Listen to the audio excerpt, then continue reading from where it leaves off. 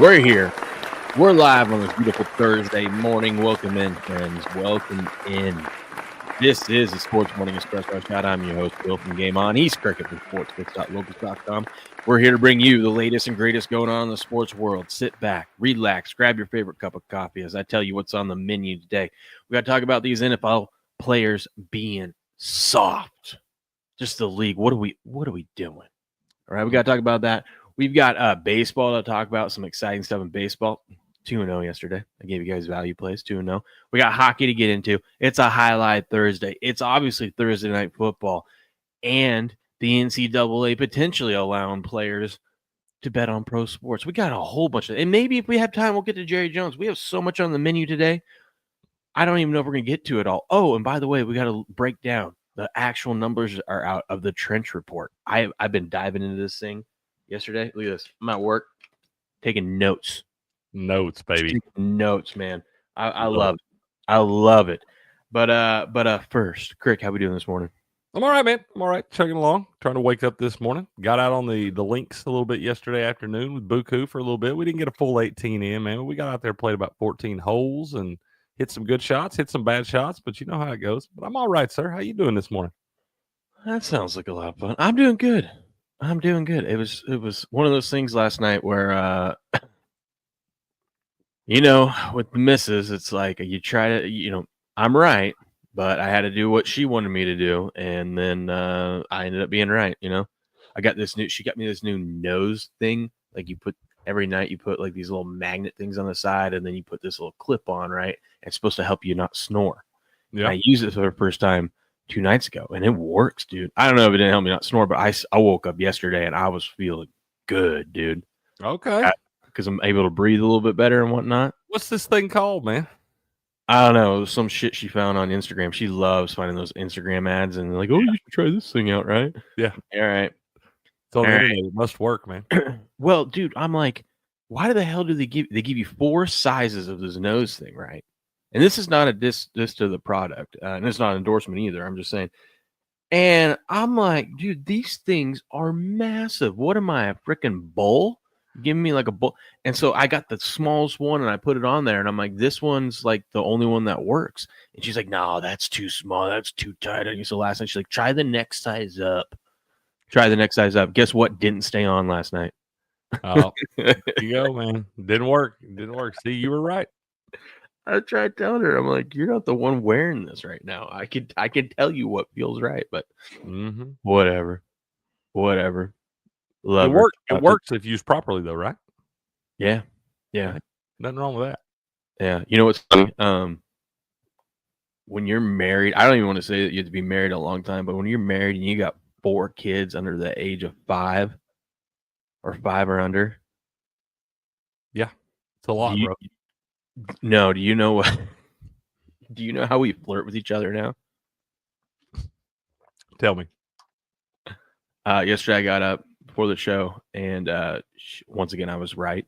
She didn't run the dishes, and so last night or that evening, the dishwasher was still full, and she couldn't put all the dishes in there. And her pet peeve is like she hates dishes in the sink when she wakes up in the morning. So I got my ass up, I unloaded the dishwasher, and I reloaded everything in there. And she texts me in the morning. She's like, that's so fucking hot. Yeah, bro. I know. That's what SD will say. I get all adulting and stuff. And she'd be like, it's so hot when you want to adult and do shit. And I'm like, yeah. Okay, is that what we've made it to in our lives now? Okay. So then I got home last night, and I walk into my office in here. And I had told her, I go, listen, you guys can't see. Sometimes you can see it. There's stuff sticking out, but you guys can't see anything on the floor and like that. But my wife is the queen of just throwing all the kids' shit in here.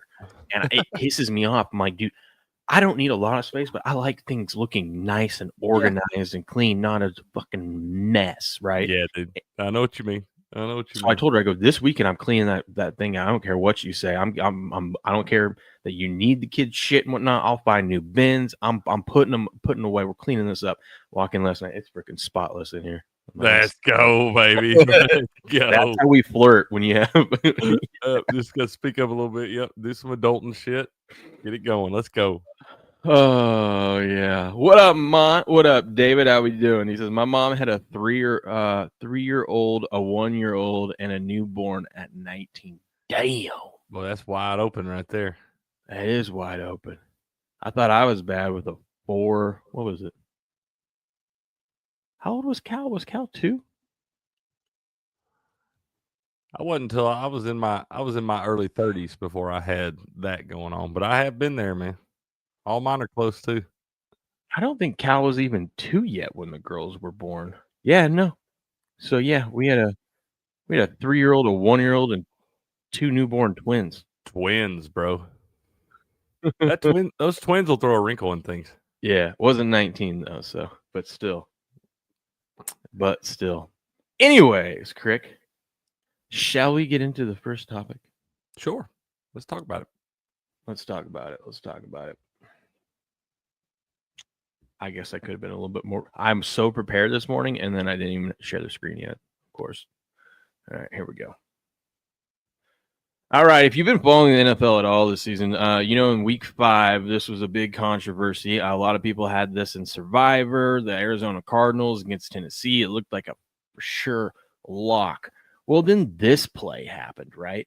There's 12 minutes left in the fourth quarter.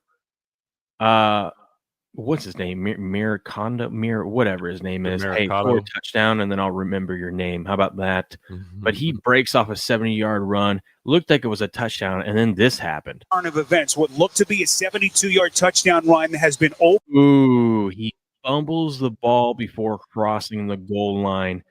Ultimately, there was a lot of other things that went wrong for the Cardinals after this, but this pinpoints what lost them the game. Because if he scores there,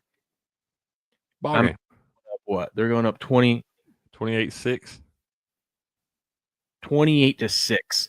There's no way the Titans come back from that, even with all the fluky things that happen. So they're going to go up 28-6. They probably cover the game.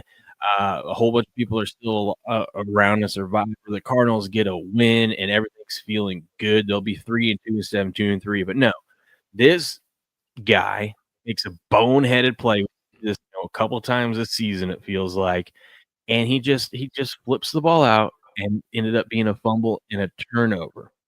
Well, his coach didn't like that, right?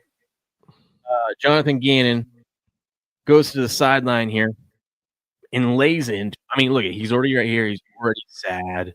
His team all around him. Like, it's okay, but Jonathan Gannon's like, no. It's not okay, motherfucker. Not at all. He knows that they're about to lose the game now, even though they're still up 21-6. But watch this.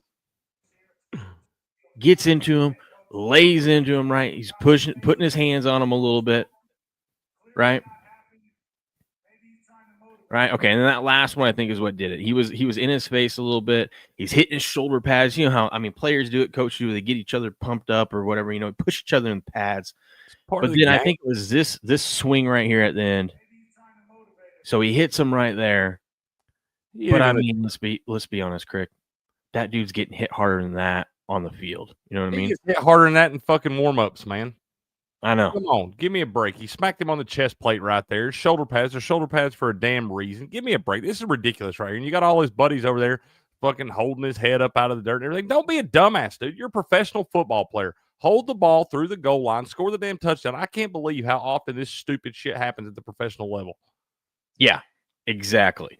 And it's not like he hit him upside the head or whatever. No. He hit him in the shoulder pads. All right. He deserved to be smacked in the side of the head after that. This is just your classic ass chewing that you get because you deserve it because you're being a dumbass. And you know what?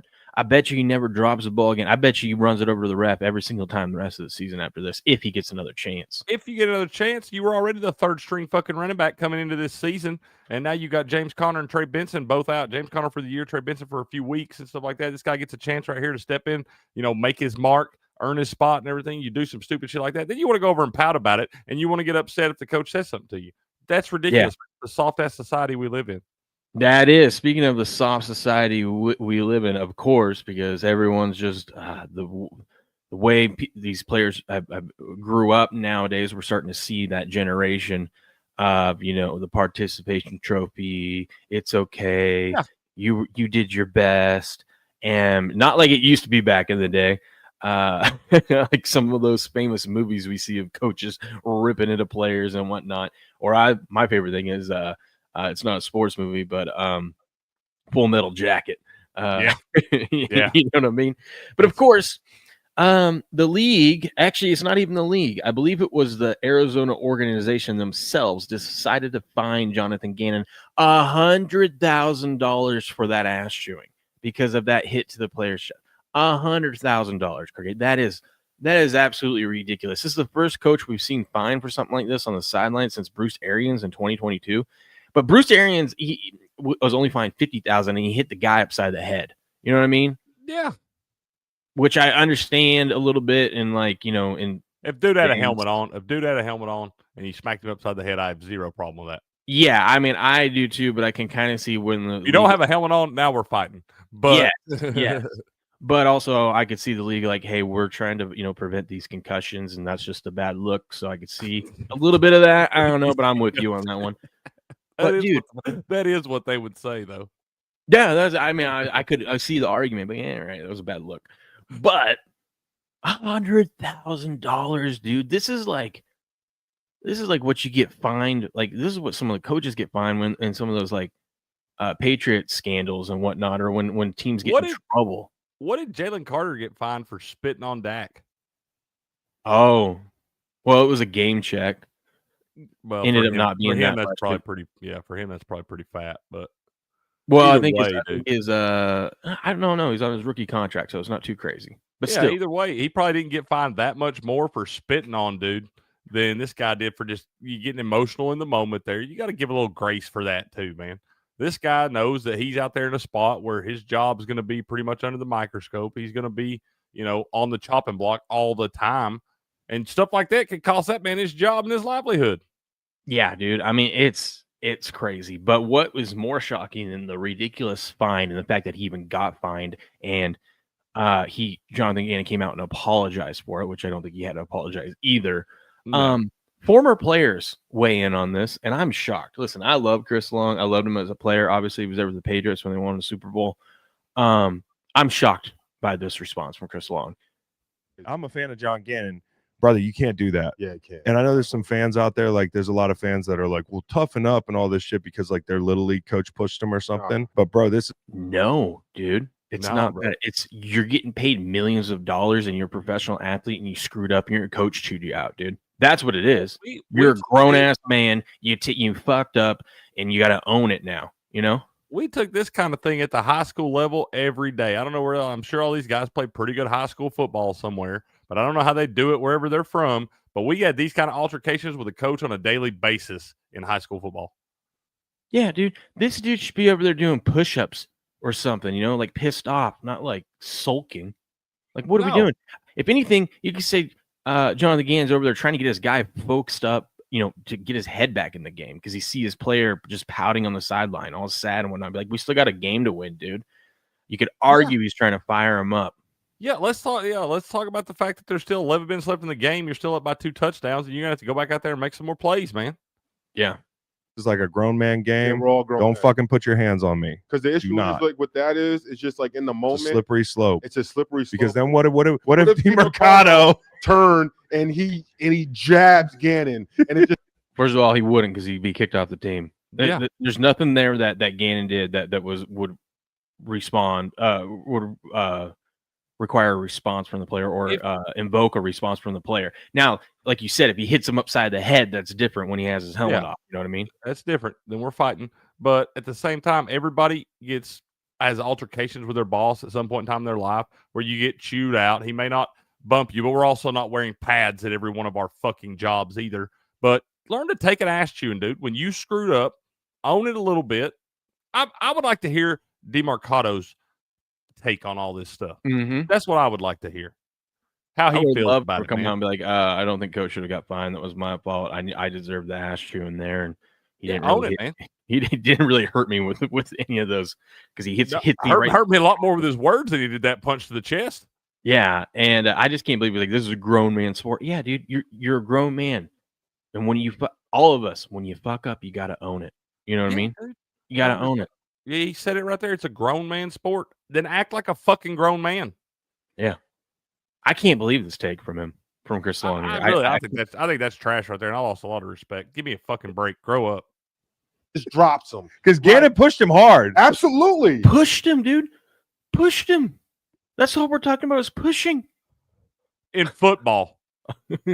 Dude, This happens on a baseball field. It's a whole different deal and stuff like that. But it's on a fucking football. Hey, you think anybody on the ice? You think any hockey player out there has got a problem with something like this? If a coach gets in their ass and smacks them on the shoulder pads while they're sitting on the bench after they just screwed up and gave up a goal or something, you think any hockey player's got a problem with that? No, not None. at all. Not a And single it looked one. like it hit him twice. And whether you're hitting the pads aggressively or whatever, it's just like if the tables turn, then it's a whole. I know There would be no reason for the tables to be turned. Like, Coach didn't cross the line anywhere. No. Like, yeah, for one, There's a lot of since you were basically born, you know what it's like on a football field. You know the kind of atmosphere you're in. You know what you're dealing with, dude. Yeah. Tommy Tough Nuts football fans that are like, hey, well, this is the way it's supposed to be is, you're supposed to just listen to your fucking coach and shit. I mean, you are. I think this is why, the players are making so much money nowadays. That's why we see players like not have respect for their coaches and just like, exactly, bro. That's all these fucking podcasts and shit are part of the problem. They are. And I think he makes an ass out of himself there. Terrible take. Like I said, I love Chris Long, but that's a terrible take. You're a grown man. You fucked up in a huge way. Ultimately ended up costing your team a game. And the fact that the coach got fired or got fined for that is absolutely insane. But it shows what society we live in now, which is just ridiculous. Yeah, and this is part of the problem. You got guys that actually played the game out there, and they have a problem with it. It's been getting soft for 20 damn years. We might as well put fucking flags on them. Yeah. But I want to hear your opinion. So drop a comment. Let me know what you think. Was the coach right to do what he did, or was the league right for fining him? Let me know what your opinion is in the comments below. Smash the like button, subscribe to the channel. We'll catch you guys on the next one. Booyah. Booyah. Booyah. Sorry, friends. I was clipping that out for a video, so we did it. Dude, shout out to Ghost Wins. Good morning. You want to know why this man's name is Ghost Wins? Because he wins. It ain't Ghost loses. There's a reason That's why. right. Because look at this. Flames last night plus 1.5. Booyah. Yeah. This thing looked dead to rights last night, and then all of a sudden the Flames come back, and not only plus 1.5, you could have said, keep your puck line. We're going to win this thing in overtime. And that's what they did. Easy peasy lemon squeezy. Me and Grass Guy took those Flames yesterday on the afternoon show. A little money line action, like plus 185 or something. Look at this. Middle Tennessee plus 2.5. That's the last One night. by the hook. One by the hook last night. God, you love getting those plus 2.5 and winning by the hook. Isn't that so gross when a football game ends on 2? There ain't nothing better. Love it. Shout out to Ghost Wins. Go give Ghost Wins a follow over on X at Ghost Wins Sports. He's on every Sunday with us for the Sunday show. Crick, you're welcome to come on the Sunday show anytime. I'm not putting any pressure on you, but Beardo has been asking where you're at. I'll be in there, man. I'll get in there next couple weeks. Okay. I don't know if I'll be able to this week, but I will.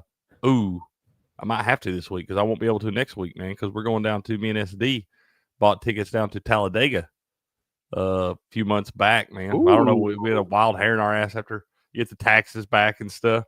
And she was like, "I've never been." She's just so jealous hearing me talk about going to Atlanta and Daytona and stuff. And I've always wanted to go to Talladega. Hell, man, we just fooled around and got a couple tickets and turned 4 down there. We're gonna go check it out next weekend. That is awesome. That's going to be a good time. Let me say hello to some friends here. We got Mark Andre Roy says, "Welp, rip my Yankees." Yeah, we're going to get into that. Sorry, dude. Nevada Mavericks here. He said, "Dude's a bum." Yeah. Yep. Bum. Let's see. Not only that, but how much do these get paid to play pro ball? And I got to feel bad for him getting chewed out. I get chewed out worse in my everyday life. That's what I'm saying. Like, I agree. The average working American in here that like enjoys football, especially if they played football, they're not going to feel bad for any of these players getting their ass chewed out like that, And the worst person at our job doesn't make $1 million a year. Exactly. What up, Nate? How we doing? Because that's the league. They're so coddled these days.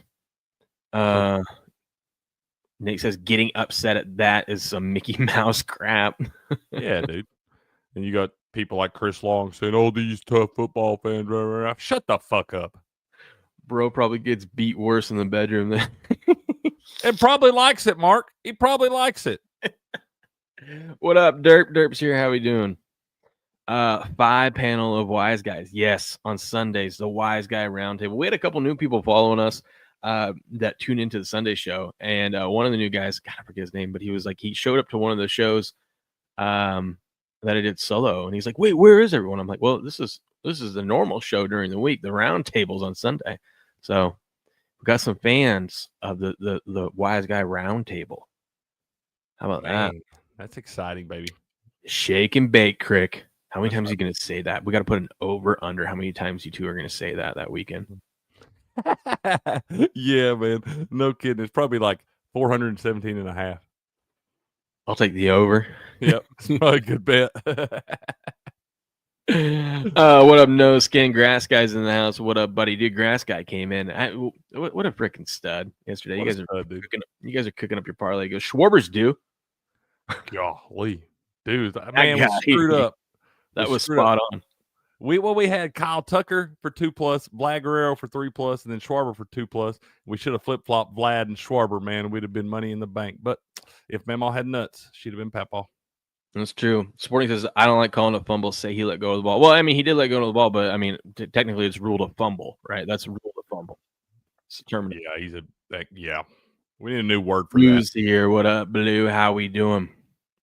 Okay, let me cut. Should we just start calling those Gannons every time somebody drops the ball short of the end zone? We'll just call them Gannons. Just call them Gannons. That's right. That's right. Dude, we got so much to get into. I don't even know what to go to next. We're gonna go into this one, dude, because this is interesting.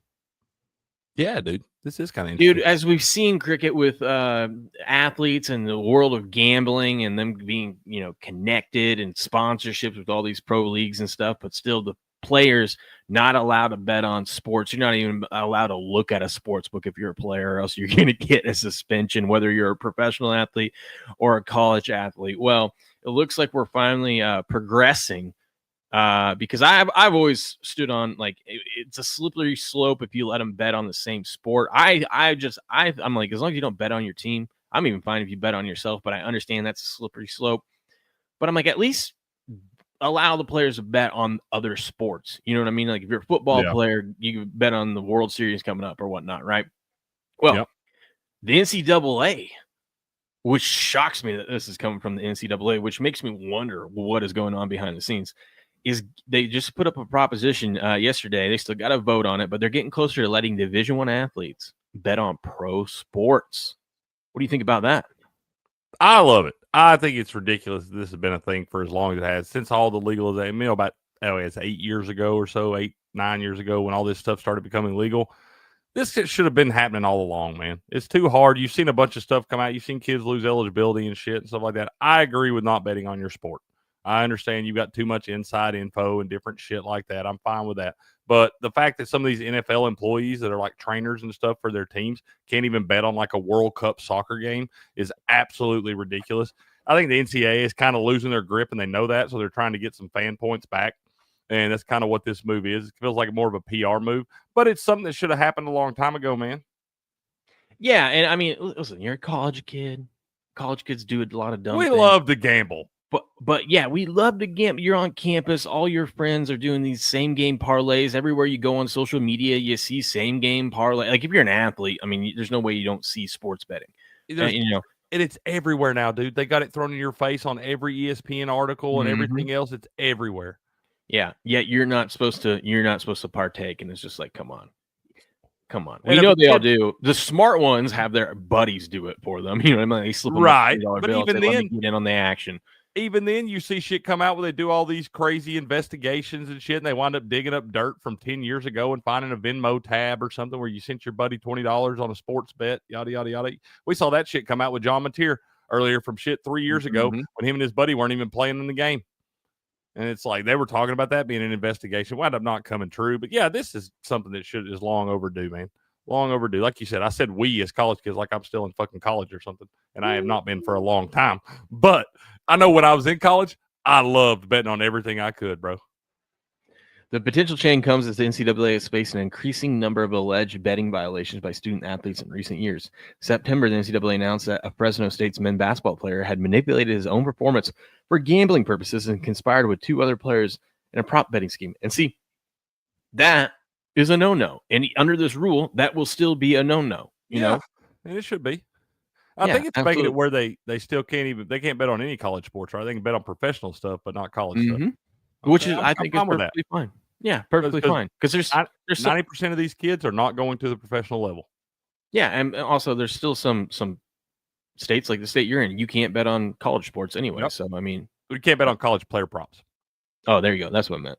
That's what I meant. The enforcement staff continues to investigate and resolve cases involving sports betting quickly but thoroughly. John Duncan, NCAA Vice President of Enforcement, said in a release announcing the proposed rule change. Enforcement staff are investigating a significant number of cases that are specifically relevant to the NCAA's mission to fair competition, and our focus will remain on those cases and those behaviors that impact the integrity of the college sports most directly. So basically what he's saying is, yeah, we've got too many of these, tips and cases that are coming in, and it's like we want to focus on players doing the stupid things like betting, manipulating games, whatnot. We don't want to hear about, hey, this guy had a home run prop parlay for the Major League Baseball. You know what I mean? Like, who cares? Yeah, that's what I'm saying, dude. When you got these guys, I mean, hell, it's like Calvin Ridley a couple years ago. I know we're kind of flip-flopping NFL and pro, but it's all kind of the same thing. Calvin Ridley was out on the IR and bets like a $25 parlay or something and wound up, getting suspended for a year? Yeah, whole year. That's what I'm saying, dude. That's ridiculous, bro. It'd be different if the man's out there playing $5,000 parlays or something, betting on dudes' unders and weird shit like that. But if you pick together a little 5-pick parlay, $25, what the fuck are we doing? And it wasn't even on or against your team. He wasn't even playing at the time. He was injured for 2 weeks when he did it. So he I wasn't think they were out playing field. in London or something. Yeah, but he was injured. He So wasn't even playing. Yeah. Do you think, that's my next question is, do you think if this passes, would you think the NFL or Major League Sports, like the professional level, will start adopting some of this stuff? I think that's a real slippery slope there when you get to the professional level. The amount of money those guys are making and stuff like that. They're already allowed to bet. They're already allowed to bet on sports, not football. So, like, if you're a football player, you can bet on baseball stuff. You just can't. Remember the Lions players that got in trouble because they did it in the parking lot? You just can't do it. Yeah. You can't place your bet on team facility. So they're allowed to actually bet now? Because I know a couple of years ago, man, they wouldn't let anybody even involved with the NFL. Like, you didn't have to be a player. You could be like a fucking concession stand worker and stuff. No, that was the problem with the Lions wide receivers, was because they did it out in the parking lot, and they technically were still on the team. There was a Titans guy that did that Wi-Fi and whatnot. Yeah, and so it wasn't the fact that they bet on a baseball prop or whatever they were betting on. It was that they did it on the facility. So I wonder if we'll see if this will kickstart and you will get the ball rolling on some of these things, because they've got to address this. You can't just keep and once again, hardline and everything. I don't care if as long as you don't bet on your sport. I think that's the way you do it. You just get it down. You don't touch your sport in any shape, form, or fashion. If you do, you're going to need a year suspension or whatever the case may be. But as long as you don't touch your sport, I have no problem with it. Yeah. Ghost Win says players just need an interpreter to take their ball. That's all you need, man. Get you a Mitsuhara and you'll be good to go. Yeah, don't speak English and just blame it on your interpreter. How about that? How about that? Yeah, so let us know what you think in the comments below. Smash the like button, subscribe to the channel. We'll catch you guys on the next video. Absolutely. Right, this was heavily requested. I'm not ignoring you guys here. You got some tickle bitties and you don't know how to swing? Well, I'm here to help you. Next, you want to tuck your right arm and lay your left arm on top of that mommy milker. Bombs away? Bombs away. Yeah, if they want to lose their parlays like us, let them. I know. I want to try something. What if an athlete just goes on a massive heater and everyone's like, you're playing like shit on the field, but you won me money in baseball? Yeah. I told SD yesterday when I started reading the little first articles come out on this thing, and I was like, hey, because if it goes, they got to wait till the end of the October meetings for like Division 2 and 3 to vote on it to make sure everybody can have it. But if it does get voted on, they think it will. It'll go through on November 1st. I was like, look, just in time for them to lose all their money the second half of the NFL season. Just like us. What up, Jay Main? How we doing? Auto under game at home. to the under for the G-Men tonight. I want to bet it, but I feel like it's baked into the line already. It's a pretty short line. I don't know. We'll get into that. We'll break down all the picks for tonight. But like the last 5 times these two teams have met, it's gone under. I'm like, I feel like people have moved the line down enough that like there might be value on the over. It's like 40.5. Yeah, it's a low. It's a weird one. It's probably gonna land 40 or 41. Yeah. John Mateer out against Texas. You still betting the game? I don't know, dude. So they keep saying he's out. They're playing all these shenanigans, and then it comes out this morning he's listed as questionable and might play now.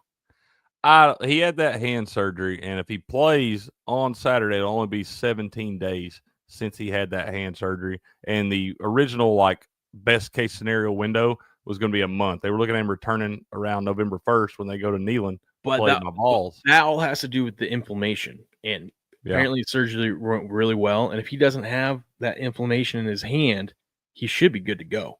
Should be, but here's my thing, man. You got to look. John Mateer, I think it's at this point is going to be a top 10 pick in the NFL draft too. I know you're playing for right now, playing for your brothers and everything, but I'm saying a couple more weeks. Oklahoma's in a very good spot right now.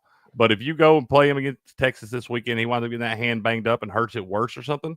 You never know what's going to happen in a football game. But if he does, and he winds up having to go out for an extended period of time, you don't want to have to rely on that team with Michael Hawkins Jr. as quarterback back there. You don't.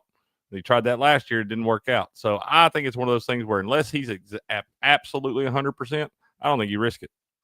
Now, I don't know, man. Big game. Let your best guy go out there. Screw it. You know, big game, but you got the opportunity for other big games this season too, man. Yeah, but I mean, they have a brutal stretch right now. They're in a rough 4-game stretch. I mean, that's how the SEC is. Mm-hmm. But is Washington State now quarterback you? Thanks, so. We got the first overall pick last year, John Mateer. No one saw him being a first-round pick, let alone a top 10 pick. I mean, I could see that guy doing some crazy stuff too, where he pitches out the season strong and has a good combine and stuff, and winds up rocketing up the boards. And in the last week before the draft, all of a sudden stuff comes out. He's the number 1 pick. Yeah, I mean, Cam Ward wasn't projected to be a first-round pick last year before the season started. Still shouldn't have been. No.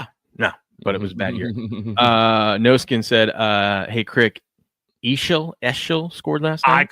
Jack Eichel, that freaking bum. I saw where they just signed him to an 8-year extension. Good job, Vegas, you dumbasses.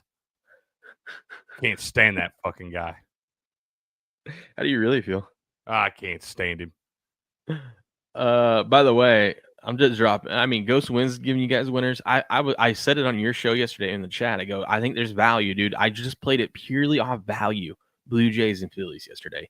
Of course, Blue Jays were the only. I mean, as hot as their bats have been, how can you're going to give me almost plus 150? Yeah, I'll take a chance. I'll take a chance. Might win the damn World Series. I hope the Mariners win. I can't believe the Mariners blew that game yesterday. I hope they win. Dude, and we get Mariners Blue Jays. No one wants to see Tigers Blue Jays. We want to see Mariners Blue Jays. We want to see the hottest bats in baseball right now go up against one of the nastiest pitching bullpen and one of the nastiest bullpens. You know what I mean? Dude, it's going to set up too because like Tigers are throwing Tarek Skubal tonight or tomorrow night whenever they play, and that's going to make it where he can't throw to like game 3 or 4 of the damn ALCS. Yeah, I know it's going to be interesting. I think the Mariners are screwed though. All my friends are optimistic. I'm like, dude, you guys were like in any series. I'm not saying it was lucky that they won game 1, but any series, if you can beat Tariq Skubal one time, that is a huge win. Now you got to do it twice. Good luck. That's what I'm saying, dude. I also want to see this because the travel spot in that series would be interesting. You got 2 teams on the opposite side of the country. I mean, one's in another country. You know, I mean, it's a lot. In a whole other country. Yeah, this is like Florida, Edmonton. You know what I mean? Like it is, dude. That would be like that. Yeah, I bet that's got to be one of the farther distances for like a championship series, especially. The only further it could get would be Blue Jays like LA, but obviously they're not in the same division or whatever. Yeah, so that can't even happen. Yeah, that'd have to be a World Series. World Series it could, I guess, right? Which we might get Blue Jays, Dodgers in the World Series. But yeah, dude, that was a nice little winner last night. I needed it. Let's recap some hockey real quick in baseball, and then we'll get into we got a highlight to talk about, and we got the game tonight, and we got the trench report. We got so much to get into. But last night, dude,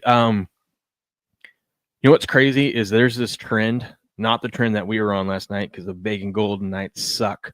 All right, we'll talk about that in a second. But I guess for the first 5 games of the season, and this is what Ghost of Wins has been on, you want to take the underdogs on the puck line. Three of the 1.5.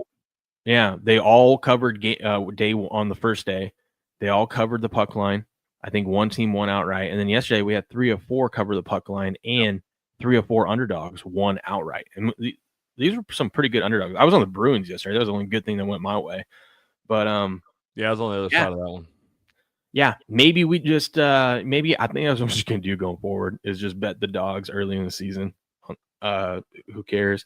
But the system play did not come through for us last night. The system play was teams on a back-to-back headed to Vegas for that second night. Maybe we just don't bet it when Vegas hasn't played a game yet this season because you just don't know what kind of team you're gonna get. We don't know. Yeah, I don't. Like I said, hockey's really weird early on, dude. I feel like there's going to be some teams that start out like 10-2 that are going to just miss the playoffs altogether. Well, I mean, remember, Edmonton, the Oilers are doing exactly what they did last year. Remember, they lost last 2 years. Yeah, they start off so terrible, and then they kick it into gear. But I think we did learn something about this night squad. I think they're going to be an over team. I think they're going to be because look, they gave up 2 goals, and very impressively, they came back in the second period. I mean, scored 3. I think this team's going to score a lot of goals, and I think they're going to give up a lot of goals. So I'm going to be looking at the over Vegas Knights games. Yeah, that's probably not a bad pick right there, too. They got some guys that score the puck, and they'll definitely give up some damn goals, too. There's Buku. You start talking with the ice, man. He hopped in here. He said, cracking ducks, both teams to score first period. Yes, he loves it. You probably get you about plus 175 on that. Yeah. And hell, Buku's right. They were up 5-3. It looked like we might squeak by and get our cover, and then they gave up 2 goals and lose in overtime. I mean, just disgusting. Oh, the Golden Knights were up 5-3 with 8 minutes to go. Yeah. That's disgusting. Thanks, Jack Eichel. Yeah, Jack. Fucking bum. Yeah, that's what we had in hockey yesterday. We got some more games today. We don't have time to go through all of them, but here are the games. I mean, it's a full slate today. I would advise you guys, as a hockey expert, just look at some of the dogs. All right, just look at some of the dogs. Heavy Steps is going to fade his Jets. He's going to take the Stars tonight. Ooh, I don't know that I like that, man. I think I might like the Jets in that one. Yeah, I don't know. We'll see. We'll see. What happened in baseball yesterday was wild. All the underdogs that were facing elimination, I guess not underdogs, but all the teams facing elimination won except for the New York Yankees. Just live and die by the home run, baby. Live and die by the home run. Yankees pitcher, was it Schlittler? Schlittler, whatever his name is. He actually pitched a good game. He pitched really good the last game, too. Yeah, he only gave up 2 earned. Well, he technically gave up 4, but 2 were off errors. So he gave up 2 runs. I mean, he pitched what you would ask for a guy in that spot. But Blue Jays 5-2 victory. They're moving on. Yankees are done. We'll see what moves the Yankees make in the offseason, but that'll be for another time. Tigers go down 3-0 on the Mariners, and then they just said, you know what? Maybe we should just try hitting home runs. And then that's what they did. Dang, they went down 3-0. They were down 3-0 in like the 5th. And then and then Tigers were like, you know what? Hold my beer, bottom of the 5th. And that's what they tied it up 3-3, and then they just never looked back. And I was so mad at myself. I'm sitting there looking. They were down to 16 cents on Kalshi. Oh, that's exciting. That'd have been a good Kalshi spot. I was about to bet it, Crick. I was about to bet it, but I'm like, man, the Tigers bats, they've been dead all series, and they go through these cold streaks. Maybe they just this is done. And then those Tiger bats woke up. Oh, baby, we're in for a great Game 5 back in Seattle tomorrow night. That's going to be a fun one. But the Cubbies, hold on. They get a 4-3 victory over the Brewers. That'll be Game 4 tonight. That'll be fun. And the Phillies, Schwarber put the team on his back. Ranger Suarez getting the win. 8-2 victory over the Dodgers. Phillies tonight could be a little interesting. Could be. I mean, I might have to just another value play. I mean, they're getting some respect now. They're only plus 110. I mean, we got Sanchez versus Glass now. Okay. I don't know, man. How crazy is that? You're the Dodgers, and you've been holding in your back pocket all season Tyler Glass now. You're like, we haven't even had to use him during the season. Just hanging out back there, chilling on the shelf. Yeah, pretty good spot for the Crazy. Dodgers. Even if they can win this one, and it would be crazy to see. Wouldn't it be crazy if the road team won all 5 games in the series? Yeah, I wouldn't be surprised, dude. I wouldn't be either, surprised man. at all. I wouldn't either. Not now. Not after the way it started. I wouldn't be. If you'd have told me that before the series, I would have been like, I don't know about that. Yeah. But What can I interest you into a year fee tonight in this game? I feel like one of these pitchers is going to give up a home run, and everyone's going to be like, "Oh, it's over," and then we're just going to get fireworks tonight. A little back and forth action. you could interest me in a Yerfie in that one. You probably get pretty good money on the damn Yerfies. Yeah, in two great these pitchers. games. It's like when Spencer Strider pitches. I'm like, everyone's like, Spencer Strider is either pitching 10 strikeouts or he's giving up 3 home runs. You know what I mean? Every time. Yeah. Every time. You get minus 105 on the over for the Yerfie in that game. I kind of like it. I kind of do like too. it. We might be on a Yerfie. Mm-hmm. Tonight. And then Brewers, Cubbies. This one's gonna be a good one. Brewers are favored. You get the Cubs at home plus 110. That might be good. We don't have any pitchers listed, it looks like. But Let's see if I got anything on there yet. Do not. let's check the action report. I want to see where the money's at real quick in these two games. Let's see. Sharp money on the Brewers. 91% of the money's on the Brewers. Oh, I love the Cubbies at plus money now. I love that. I feel like this is such a tough spot for managers where you're up 2-1 in the series and you probably got your ace available, but you don't want kind of like the Tigers had to do last night.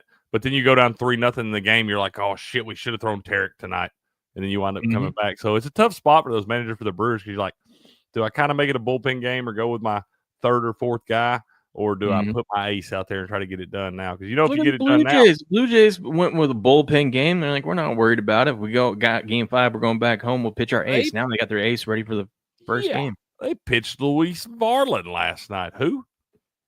Exactly. That's why I was like, too many people are talking about bullpen game for the Blue Jays. Their bats have been so hot. I don't even care who they throw out there. It don't matter who you're pitching if you're scoring 8-9 runs a game. Yeah. I'm like, all right. And then look at the Phillies. 31% of the bets, 53% of the money on the Phillies tonight. Interesting. Interesting indeed. Grass Guy says when they fire Boone, I'll pay attention again. Yeah, dude. I think he says he expects to come back. I don't know how he could. Yeah. I don't know how he could. I don't know. I'm kind of eyeing the Cubbies there, seeing all that money and the sharp money on the side of the Brewers and stuff. Kind of eyeing the Cubbies there, a little plus money. Yeah. Okay, hang out with the chat real quick. I gotta take a leak, and then we'll get into a little highlight. Let the chat know what you think about. Did you see that they changed the portal in NCAA? Now there's one window. I did see that, man. I did see that. I do like the fact that they've changed it down to one window now because you see some guys last year. Go ahead. Hold on. I'll just give you my thought real quick, and I'll listen to what you say. But the only thing I have with it is as long as, and I see the window, it's like January 2nd to January 16th. As long as the national championship is over before the 16th, I am fine with it. Make sure every year that it's done, even if you only give the players one day, you can't have a national championship after that window closes because that's some BS. So as long as that's the case, I'm fine with it. I agree with that too. I do like the fact they moved it around because they moved them a little bit. Usually you had 2 windows. You had the winter transfer portal, which is usually like December 20th through like first couple days of January or something like that. And then they had a spring transfer portal, which wound up, excuse me, y'all, wind up being in like April or something like that. And you see a lot of these kids. Here's like you look at the situation like Nico Imailuava last year, where there were rumors about him hitting the winter transfer portal. Didn't happen. Winds up coming back, asked for more money. Tennessee says no, thank you. Sends him out the door. And by the time you get to that spring transfer portal, especially as a quarterback, there's a lot of those teams that are got that quarterback going because you got to figure if you don't hit the portal till spring, you're not going to be in spring practice with those teams. So a lot of those teams wind up having their quarterbacks in place, and you get a guy like Nico who winds up having a tough spot there or whatever, and it just winds up leaving some finicky stuff throughout the thing. The process, it drags on and on and on. I like the fact they bumped it out a little bit because you saw a lot of guys having to make a decision early on, and not playing the bowl games with their teams or whatever, playoff games, anything like that. You didn't see it a lot with playoff teams so far, but you do see it with other teams at bowl games and stuff like that where players are opting out because they have no choice because they have to make that decision by like Christmas time, literally. I like moving it back a couple more weeks there, only making one window. Extended, I think they've extended it out a little bit to where it's like a 2-week period now. Before it was only like 10 days or something. So I like the fact they've combined them into one, bump the first one back a little bit, and then if you don't get in that one, you're done. I think we only need one of these portals per year, one little window or whatever to do that. I agree with it, and I like it. Yeah, I mean, it's hard enough for these coaches. I mean, we did see it with the bowl games. It was a lot of the players that weren't playing in some of those bowl games, so they left. I mean, yeah, and I'm like, dude, you can't have that going because, I mean, who knows who you're going to need and whatnot. And also, it's already hard enough for these coaches to recruit. I mean, we heard Nick Saban is like, we won the national championship, and there's no days off. I'm right back to recruiting at a high school the next day. Yeah. So not only do you have to recruit, then you got to recruit again in the spring to try to keep your player. You're basically recruiting your player to stay. You know what I mean? It's like it's too much. It's too tough. So I do like that. Nevada Maverick says, does Barkley go off tonight against the Giants? Hold on to that thought. I've got some thoughts about Barkley tonight. We're going to get into it, but first we got to get into the highlight action, and then we're going to dive into the NFL. But we had a highlight last night, Crick. It was the Cyclones and the Warriors get it done. 4-2 victory for the Warriors over the Cyclones. I told you, man, I was like, well, you weren't on the show with me yesterday, but I said Douglas and Manu is going to be fireworks. I go, I just have a hard time fading Manu here. It depending on what the odds were. I didn't ultimately end up seeing the odds yesterday, but it ended up being a great match. 6-4, all 3 sets, and Douglas ends up winning the last 2 after dropping the first. What a great comeback for Douglas there. The #1 American highlight player in the world. Numero uno, sir. That's a big-time win right there against Manu, too. I like watching Manu play, too. Man, that was a good match right there. 6-4 all the way out. Yep. And then my guy Hyro, the glass breaker. I told you, take Hyro, man. Hyro, he don't mess around. He gets it done in 2 sets. Alex, I believe I said 2-0. I said I'll be looking at him 2-0, Hyro. Alex and Julian get it done over Naki Unda. Correa and Gallo get it done over El Barbara and Robin. And Naki and Manu. There's Manu. Ends up winning. Manu ends up winning the double set, though, against Alex and Douglas in match, and they get it done in 2 sets. That was impressive right there. And Correa and Julian get the win in 3 sets over Hyro and El Barbara. How about that? How about that? Yeah. A big win for the Warriors there. Big win. Tonight we got another fun match. We got the Chargers and the Fireballs, baby. We're gonna start things off with Ubia and Lalu. Got to look at Lalu in the spot. I like a Lalu 2-0, man. 2-0, okay. 2-0 right out the gate. Oh, bold move. I like it. Lulu was stumbling start the season, but kind of hitting his stride right now. So I kind of like Lulu. Eat Your B-Day, SD's favorite player. Eat Your B-Day versus Urrutia. That one's going to be a good match. I don't know that one, man. I'd have to look at the odds, but that one should be pretty close. I think that's probably a 3-setter right there. You probably go 3 sets both ways on that one. Yeah, I like it. And then our guy Jedin and Arta versus Joseph in Ikeda. This one's tough for you. Are you going to go against our guy Jedin, or are you going to go against your guy Joseph? Man, I know I can't make a pick in this one, man. I feel like Kirk Herbstreit on game day. Can't make a pick in this one, bro. I like both those guys too much. Good luck, fellas. I like Jedin and Arta in that one. Then we got Zulaka and Arats, the Division 1 matchup. That one's going to be fireworks, man. I'm going to take Zulaka in 3 sets in that one. I was going to do the same. I like Zulaka in 3 sets. I like him in 3 sets. There's going to be some good plus money on that one. Bradley versus Cabrera should be fun too. And I love what they're doing this year. I don't know if they're doing it on purpose, but they're finishing every match with the last match of the night is a Division 1 match. It's either the doubles Division 1 or it's the singles Division 1. I love that, dude. Save the best for last. Mm-hmm. I love it. And we got it's a Zulaka and Ubia versus Urrutia and Arats. That one, I might take Urrutia and Arats in that one. If I can get some plus money on it, I think I'll take them. I think you take Urrutia and Arats in that one. After your Arats will be a little fired up. He lost that other one in 3 sets. Man, he'll come back geared up, ready to go for that last one. Yeah. That's the World Highlight League, though. You can bet on this over on DraftKings Sportsbook. Go down here, A to Z Sports, right underneath the hockey is highlight, which I know you guys are be clicking on that hockey link tonight because hockey's in full swing now. The Renegade is still your betting favorites. The lines will be up a little bit later today for the matches. I'll try to post, if I see something I like, I'll post it over my X account at GameOn_picks. So if you want some highlight winners, you come over there because we've been on fire this season. A lot of plus money winners, which is why I love betting highlight because you get a lot of plus money bets there. And usually it's pretty good to parlay a bunch of the heavy favorites together too. 3-4 leg heavy favorite parlay to get you like even money. Yeah, Usually dude. works out. And those are usually pretty solid there. Usually the bigger favorites in that do tend to come through.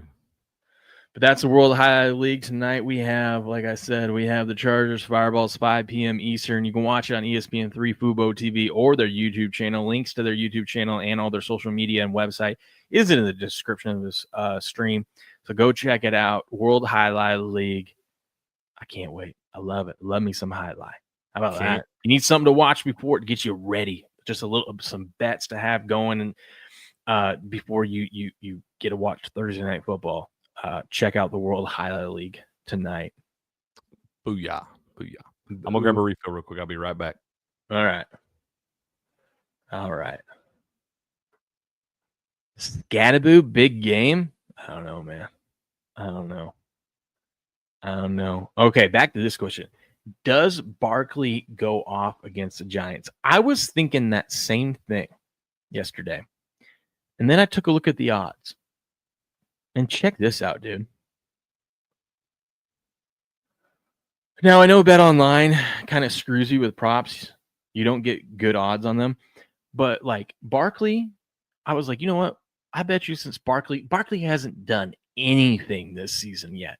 Anything. I know he's going up against the Giants. He had some good games against the Giants last year. But I'm like, what is Barkley to get like 100 yards? Well, on Bet Online, you can get 98 or more yards. But it was only like plus 115. I'm like, what? Guy hasn't had 100 yards all season, and you're only giving me plus 115 on it. I wish I could bet the opposite side and say the under. But even over on Kalshi, which I'm loving Kalshi. You guys know this. I love Kalshi. But even and they've started adding, like, you can bet the spreads now. You can bet player props, and they're starting to become more money into these markets. So they're actually bettable now. But like, look at even money. You get even money for Barkley to have 90 plus yards. What are we doing? Well, I can't bet that. That's not good value. That's not good value at all. It's because of the D line. Yeah, I don't know, man. I don't know. I'm not gonna bet any of Barkley's rushing props. What I am gonna do, I'm gonna go to touchdowns. Barkley to score a touchdown tonight. Obviously, he's a favorite to do so. Barkley to score the first touchdown tonight. You get 4-1 on your money. He's at 20 cents right now on Kalshi. On Bet Online, it's plus 350. So it's actually better to bet it over here on Kalshi. This is why you need a line shop. But here's the real value, Cricket. Look at this. So Barkley over on Bet Online to score 2 touchdowns tonight is plus 275. Okay. You go over to Kalshi. He's 4-1. Look at that value. Oh, yeah. I'm betting Barkley tonight. This will probably be my Barkley bet. I'm not betting his rush yards. I don't know if you heard, but did you see he hasn't done anything all season, and him to have 90 plus yards is even money. And I'm like, he hasn't had a 90-yard game all season, and you're going to give me even money on that? What are we doing? Yeah, that does feel kind of weird. Yeah, on Bet Online. You got to look for stuff like that, too, those little discrepancies like that. Like, a lot of time you'll see a guy, especially on DraftKings now, they'll show you what they're averaging and stuff. And if you've got, like, Justin Fields or somebody, just an example, but say he's averaging, like, 45 rush yards a game, and they're giving you 40-plus at, like, plus 150 or something, that means that man's going to have about 11 yards rushing that night. They give you too much value on that stuff, and it's under their average. They ain't getting there, man. Yeah. I mean, he probably will go off now. That's why it's even money. That's probably what the market's trying to say. But shop it around. I'm going to take the 4-1 on Barkley to have 2 tutties tonight. I'd rather have that. I mean, obviously, if he gets the first touchdown, it boosts his chance to get the second touchdown in the game, or to get another touchdown in the game. But instead of risking it all in the first touchdown, I'm just going to say, screw it. Give me 4-1 on 2 touchdowns, because I don't even care if I miss out on the first touchdown. That means my 2 touchdowns is highly likely to hit. Yeah, highly alive there. First touchdown of the game. But we got the Giants hosting the Eagles. The Giants. Do you know the last quarterback for the New York Giants to beat Philadelphia in New York? Eli Manning. Eli Manning over Donovan McNabb in like 08. Sounds about right. The last 11 times these teams have met, Philadelphia has won all 11. That means the Giants are due. I mean, they're due, baby. I don't know. Short week. Philadelphia coming off a loss. I don't know, man. Gross. It's tough. I don't know if I like I'm leaning more and more towards Steps got him Philly at -6.5. I kind of like the Giants at 7.5. I kind of do, but I think I might stay away because I don't know. This game could be gross. Philly win it by exactly 7, probably. Yeah, I want to. I think the real value here is you go down to the player props, go to passing yards. I think Jackson Dart could, like, if you laddered all these, like, I mean, you're getting 3-1 to have 225 passing yards. Now I know, I think Slayton's out tonight. I know he doesn't have much to work with and throw to, but if you go to the Trench Report, which I love the Trench Report, it's up. The Giants. So there's no real edge. The Trench Report this week. There's a lot of these games are pretty even. There's no massive edges. There's only 2 A+ ratings, and that's Denver and the Patriots. Outside of that, it's really ugly this week. But I think I found a spot where we can find some edges and some other player props. But if you look, pass protection, they actually have like a solid rating here, like a B rating. Compared to the Eagles front line, the Giants offensive line pass protection versus the Eagles defensive line pass rush, kind of shocking there. So I think Jackson Dart might have a little bit cleaner pocket this week, or tonight. But sharp money and big money is laying it with the Eagles tonight. 64% of the bet, 77% of the money is on the Eagles. Cricket, this is insane because if you've just been fading the public, meaning any bets that have had 60% or higher of the tickets, not the money, the tickets, you're like 33-13 if you fade this season. Oh, okay. Jeez. Yeah, that's a big number there. Yeah, Action's been following this one. Right here.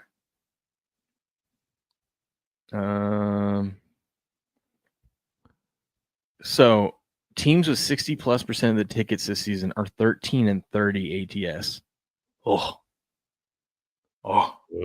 So if you've just been fading them, you're 30-13. Teams with 70+% of the tickets this season are 3-13 ATS.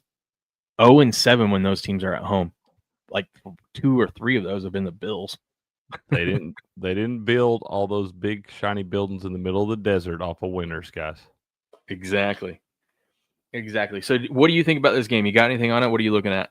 Man, I've wrestled back and forth. I'm going to wind up taking Cam Scatabo. I might take Cam Scatabo on a little ladder tonight, man. I think I'm going to take him 50+ at -111, 60+ at +153 for a unit, and I might go 70+ at +250 for the half unit too, man.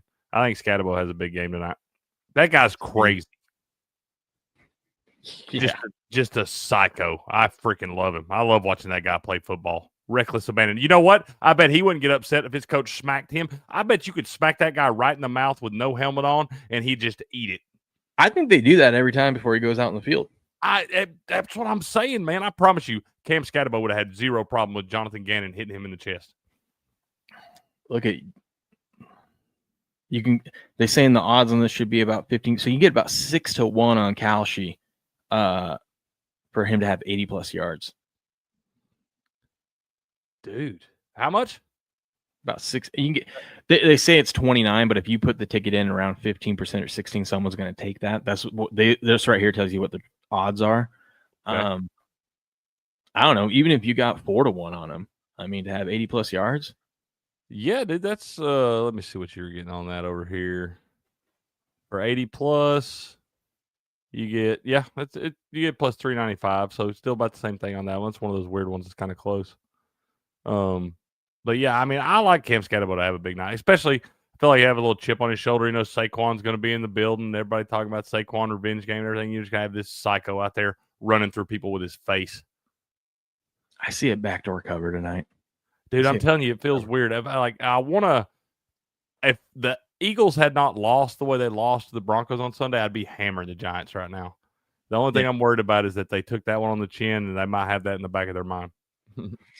Yeah, it's going to be interesting, but it's just that trend with the 64% of the bets being on the Eagles makes me even like the Giants. I'm probably just going to stay away and just bet the Saquon Barkley 2 touchdowns, and then not have to stress this. Yeah, I think I'm just gonna wind up doing a little ladder action on Cam Scatabo or something. I'm gonna figure something out. The last 2 Thursday night games, I've done just player props and I haven't even picked a side, and I've done well. So I think I'm gonna stick with that trend.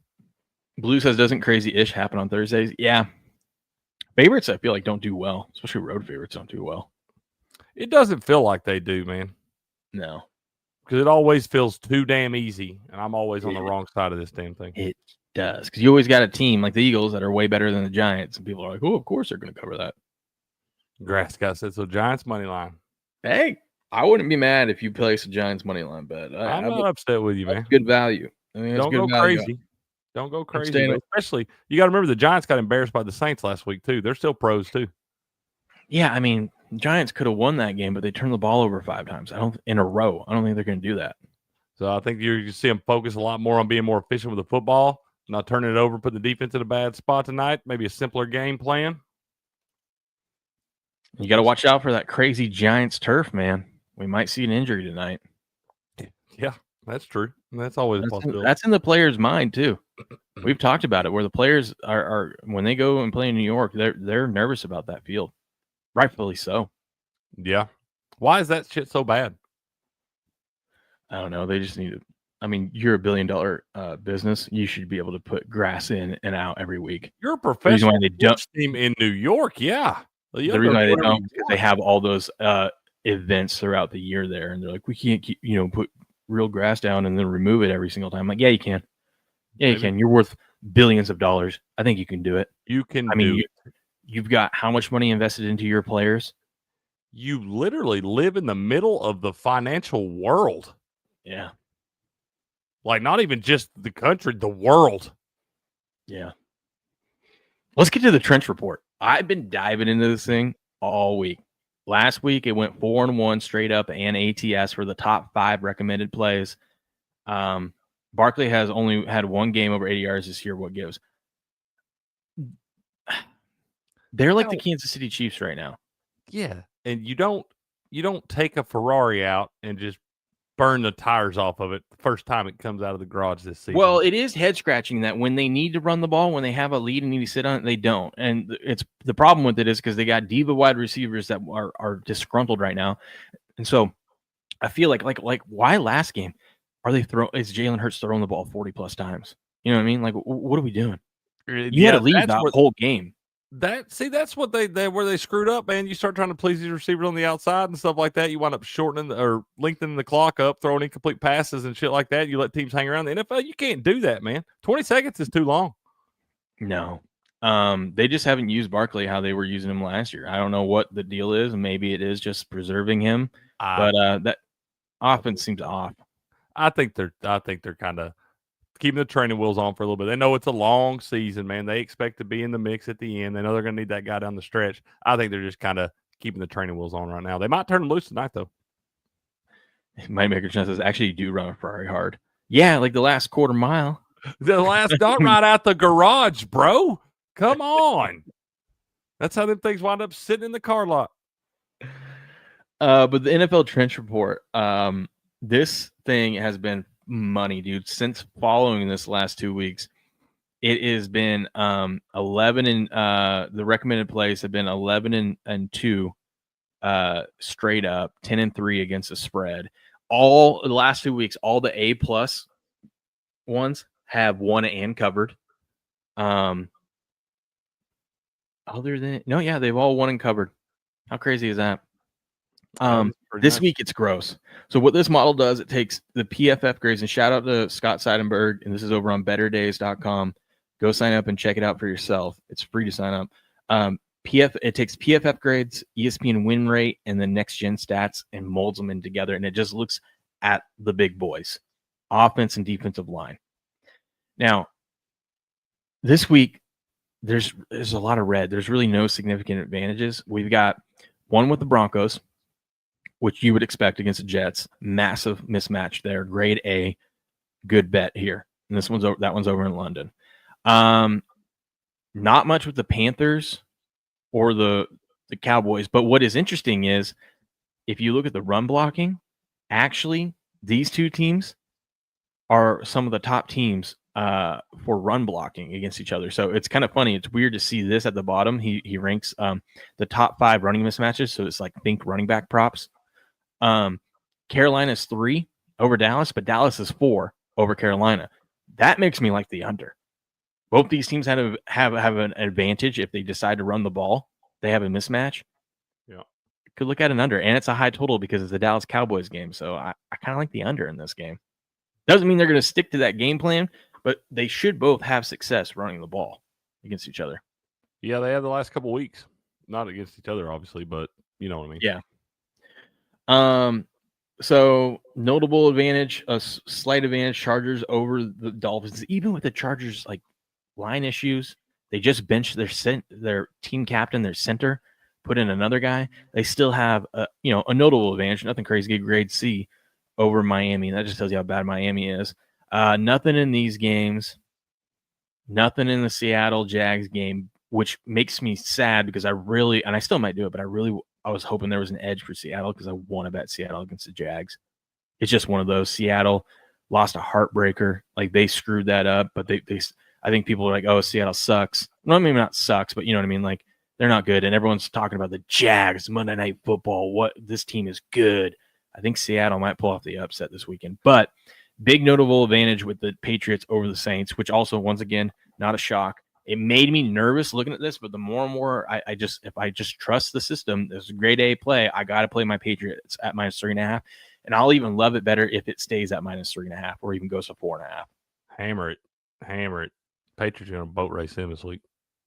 A B grade, so a significant edge, but not a full A grade. Rams over the Ravens. I don't need Rams. I don't need any stats or tables to tell me that the Ravens are trash right now.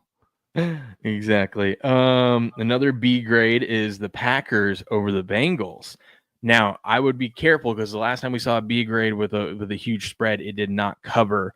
But and be careful on this one anyway, because Joe Flacco is going to be the starting quarterback for Cincinnati Bengals this week. I don't know if that means any damn thing, but I know it's something double-edged sword. It's like it's either going to go really, really good or it's going to go really bad. Yeah, just be careful. Probably stay away from that this week. Yeah, it's going to be interesting there. The Lions, I like this one because I do like the Lions. They have just a grade C, but they do have an advantage in the trenches over the Chiefs. I'm going to watch this one live at Sunday Night Football. If the Giants get out to an early lead by establishing the run, as you can see, they have a huge run block advantage. I think the Lions control the game, and as long as they're not playing from behind, I think they'll end up winning this game. And then we got I'm on the Chiefs in that one. Yeah, I wouldn't shock me if the Chiefs win, but I think there is value of the line. I love the Lions in a teaser. Get them up to 8.5. Oh, yeah, I like that now. All Kansas City. The thing with the Lions here is what makes me nervous is the Lions are covering since in the Dan Campbell era at like damn near 71%. But if the Lions are like a 10-point favorite, I am not afraid to lay the 10 with them because all they do is bully teams and they cover the spread.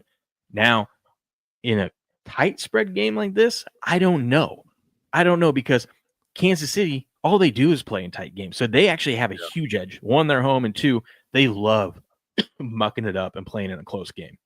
Yeah. And one of those things you can look at for teams that like on those big spreads like that, look at the passing offense. The more electrifying passing offense, that goes college and pro, man. But you see those big spreads late, a lot of teams that aren't like pass first offenses aren't good at covering those big spreads because it shortens the clock up so much. Yeah.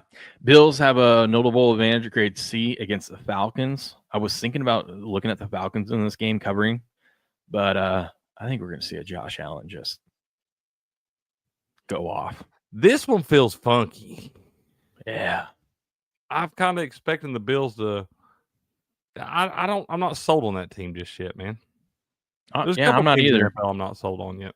I'm just going with the Trench report here, Yeah. and they've got a notable pass protection, a notable run block. So Bills embarrassed on Sunday Night Football. Now they get to play on Monday Night Football. I feel like this is where a star like Josh Allen steps up. You got Falcons coming off the bye too, though. Yeah. Extra rest. I don't know. That's. I wish that wasn't Sunday Night Football, so I didn't have to fucking bet it. Is what I wish. It's Monday Night Football or whatever, standalone. Yeah. The other Monday Night Football, B grade. This one kind of shocked me. Commanders actually have an edge against the Bears. I think I'm going to be on the Commanders in this one, laying the 4.5. You remember what happened last time this game was played? Yep. That crazy stuff. And I saw an article on ESPN they're writing. He's like, it still hurts and everything. Well, do your job. Yeah. Don't be a dumbass. Stand out there, play the play till it's over. Then you can talk shit to those fans all you want after you make the play. So here are the top 5 overall mismatches this week. So if Scott Seidenberg is using his circa contest and he's just entering these in blindly, he went 4-1 last week. He's doing it for the quarter because it was a new quarter last week to see how he does. And that's kind of what I've been doing. I also went 4-1. I didn't have the Cardinals in mind though, but I still ended up losing one of mine. Freaking Jets. But the Broncos are your number 1 pick. They have the best advantage, -7, and that one's in London. Patriots is number 2 over the Saints. Packers -14 over the Bengals. Commanders -4.5 over the Bears. And Rams -7.5 over the Ravens. Now, I know at first you're like, dude, you can't take all those favorites, but think about this last year, Craig. Remember last year, like the first 5 weeks of the season, we had a lot of upsets. I mean, you started with the Patriots over the Bengals. It was funky. It was about week 6 where we're at now when the public went on that massive tear. Just parlaying all the heavy favorites, all that, like a team that was favored by like 6.5 or more when hadn't lost in like 6 weeks or something like, so crazy stats. I think that's the NFL we're in now. I think these favorites are going to go on a little tear. Doesn't mean they're going to cover the spread, but straight up winners. I think the public is going to continue to cash these heavy money line parlays. And I think there's kind of these lines are a little short in some of these spots for the favorites. I feel like because the gap on some of these teams, the talent gap and stuff, and the guys that are injured is a pretty big gap compared to what the spreads are in some of these spots. So I think you are okay to lay it with some of the favorites, at least for the next couple of weeks, probably. Now, top 5 running mismatches: Rams over the Ravens, Bills over the Falcons. Maybe James Cook game. Maybe a James Cook. Maybe look at some of his stuff. Yeah. Panthers over the Cowboys. Hell, you can look at Cowboys over the Panthers. Rico Dowdle again, that guy single-handedly got me beat last week in Dynasty. He scored like 37 points. Who's the last guy that started Rico Dowdle? He had 206 rushing yards. I don't think he had 206 rushing yards all last season with the Cowboys. Probably the last 2 seasons. Oh, and did he play for the Cowboys? Is this a Rico Dowdle revenge game? Yeah. Yeah, I was going to say revenge game too. Yeah. Oh, yeah, man. Hammer Rico Dowdle's over this week. Absolutely. And then the Colts over the Cardinals. But I took this even further. What I was working on yesterday on my little sheet, and I'm going to do this weekend, I'm going to do a little Rumble Premium where we're going to dive into these numbers. I think you look at these and help you with player props, whether it's your, like if you're over in the season pools and you got like, you have to play like pick a quarterback who's going to have the most yards today, stuff like that. Or if you're just looking for player props, survivor picks, whatnot, I think you can look at some of these. I was looking at the biggest passing advantages. This only looks at the run game mismatches. I was looking at the passing, meaning I went up here, like the Commanders are a good one. Look at their pass protection. They're in the green, right? Yep. There's not many. If you look at pass protection, there really isn't many teams in the green, right? I mean, this one's a negative, right? So I was looking at some of the green ones, and what I like is you've got the top 5 are Commanders at a 24.8. Bills at a 25.1, Patriots at a 28.1, Cardinals 22.5, and Broncos 32.3 mismatch this week. Those are all green, solid plays. So I would look at quarterbacks. Because what that tells me is, and we saw it last week with CJ Stroud, has looked like trash all season, but look what happens when he had time to throw in a clean pocket, right? Yep. So that tells me that these guys actually have the edges. These guys might have a little bit cleaner pocket on Sunday or Monday or whenever they play this week. And maybe we look at the quarterback. These guys are all professionals. And if you give them a clean pocket, they're going to make their throws. Makes me nervous that Drake May's on this list because of how, I mean, it was kind of a welcome to the league. He kind of showed himself to everyone with some of those crazy throws. But if I'm just going off the numbers, I'm like, I got to go with Drake May. He should have a clean pocket. The Saints don't have a good pass rush. Clowney's not even playing. No, it's not Clowney. Who is it? What's his name? Chase Young isn't playing still for the Saints. He's still injured. I can see where you get him and Davion Clowney mixed up. They're like clones of each other and stuff. They're kind of on the same career path, just kind of mercenaries. They probably grew him in the same room on Planet Nike. They probably did. But I'm looking at some of these. Like, think about it. Like, my favorite one is Kyler Murray with the Cardinals, because you got a team in the Colts that are 6.5-point favorites, which tells me the Cardinals should be playing from behind. And then the Cardinals have a pass protection edge. So they're going to be playing from behind. They're going to have to throw more, and he should have a cleaner pocket. Dude, I want to take the Cardinals this week on the money line. I don't think that's a bad play. I'm going to be looking at laddering some of his passing props because they're already pretty low. The way they lost that game last week and the way that all this shit came out this week and stuff, and you got the Colts being the media darling and stuff, it feels like primetime NFL shit for the Cardinals to go there and win that game. Yep. Almost want to take that DeMarcado to score a touchdown this week. Oh, 2+. Golly. But that's what we'll be doing this week. I'm going to go through this trench report with you guys, and I'm going to show you where we can find some player props and ones that I'm going to be on based off of some of these. And then you can also look at the passing. One thing he doesn't focus on is the disadvantages. There's some passing disadvantages in here. And some of these teams aren't going to surprise you, but like the ones I wrote down that are the lowest graded ones this week. Jets, of course. Browns, of course. That one's kind of scary because you don't know what you're going to get. Steelers, though. Browns, Steelers, both guys, both quarterbacks, or both lines have terrible pass protection. Yeah. The reason why that total is 38.5. Saints, Bengals, and Niners. Ooh. It kind of makes me like the Bucks even more. I was going to say, it makes me like my Bucks. I've been kind of on the fence with that one. Not sure how I wanted to go. But, yeah, it makes me like the Bucks even more on that. And then we got Baker. Yeah. So that's what we'll be doing this week. We'll be diving into the trench report. But tonight, I'm going with Barkley, 2+ touchdowns, 4-1. Too much. I'm going to ladder Scatabo up to 80+. Atta baby. 50+ to 80+, baby. Let's go. Atta baby. All right. Well, you guys have a good rest of your day. That'll do it for today's show. Smash the like button, share this out there, repost it, do what you got to do. Appreciate you guys showing up each morning with us. We'll be back tomorrow to recap and get ready for the weekend. We got some college football to talk about as well. You'll be with me tomorrow, correct? Yeah, I'll be with you tomorrow. I got the show this afternoon. We'll either go 3 or 3:30 for Creek's Corner this afternoon. And Blue, I saw your thing up there earlier. My top NHL pick of the day is the Blackhawks money line at the Bruins. Ooh, I like it. I like it. All right, guys, you guys have a good day. We'll be back tomorrow morning, 4:30 a.m. Pacific Standard Time as always. But until then, good luck, good gambling, and game on.